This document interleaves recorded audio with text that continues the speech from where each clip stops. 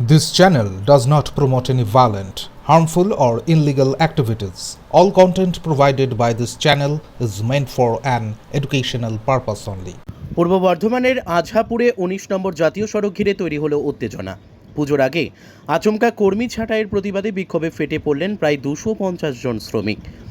পালশির থেকে ডানকুনি পর্যন্ত সড়ক রক্ষণাবেক্ষণের দায়িত্বে থাকা বেসরকারি সংস্থা আইআরবির বিরুদ্ধে শ্রমিকদের অভিযোগ, ৪ বছর ধরে কাজ করেও বিনা নোটিশে ছাঁটাই করা হচ্ছে। গত দুদিনে অন্তত ৩০ জনকে সরানো হয়েছে। তৃণমূল শ্রমিক সংগঠনের সভাপতি তাবারক আলী জানিয়েছেন, শ্রমিকদের ছাঁটাই করলে নিয়ম মেনে ৩ মাসের বেতন, ইএসআই, পিএফ বুঝিয়ে দিতে হবে।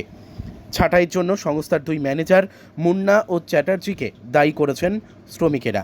দাবি না মানলে বৃহত্তর আন্দোলনের হুঁশিয়ারি দিয়েছেন সংগঠনের নেতৃত্ব।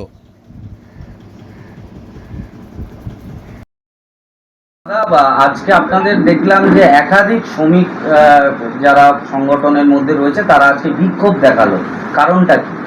বিক্ষোভ দেখালো বলতে গেলে এরা ৪ বছর ধরে এই হাইরোডে NH2 যে কাজ চলছিল আইআরবি কোম্পানির, এই কোম্পানির দুটো ম্যানেজমেন্ট আছে, যেটা হচ্ছে মুন্না বলে একজন আর একজন হচ্ছে চ্যাটার্জি বাবু বলে।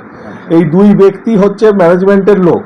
তো এই দুই ব্যক্তি ইদানিং এই মানে দিন 10 যাবৎ হলো আপনার ৪ বছর যারা কাজ করছে তাদেরকে ধরে ধরে প্রত্যেক দিন সকালবেলায় 10 জন 20 জন করে লোককে বলছে তোমাদের কাজ আর হবে না, তোমাদের কাজ শেষ হয়ে গেছে, তোমাদেরকে ছুটি দেওয়া হলো।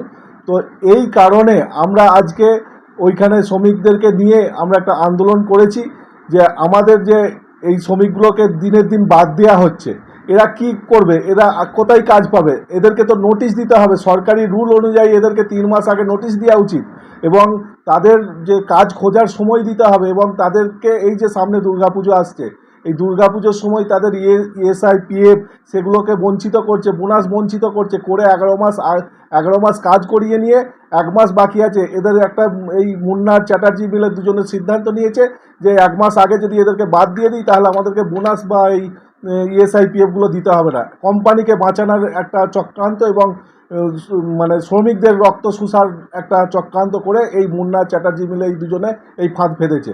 এই আন্দোলন আমাদের চলছে, এই আন্দোলন আমাদের চলবে যাতে শ্রমিকদের কাজ থাকে বা শ্রমিকদেরকে যাতে এই ন্যায্য দাবি দেওয়া হয়। এই 3টে দফা আজকে আপনাদের দাবিগুলো।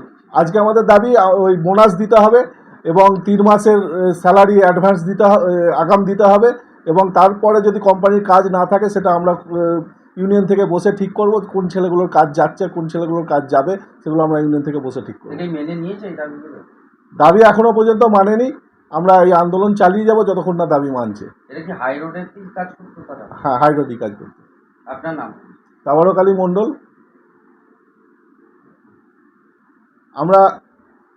আমরা জেলা সভাপতিকেও জানিয়েছি, আইনটিটিউসি শ্রমিক ইউনিয়নের যে জেলা সভাপতি সন্দীপ বাসু মহাশয়কে আমরা জানিয়েছি। উনি বলেছেন যে কালকে উনি আসবেন এবং কালকে এসে উনি লেবারদের সঙ্গে বসবেন এবং ম্যানেজমেন্টের লোকের সঙ্গে বসবেন, বসে এই সিদ্ধান্ত নেবেন বলেছেন।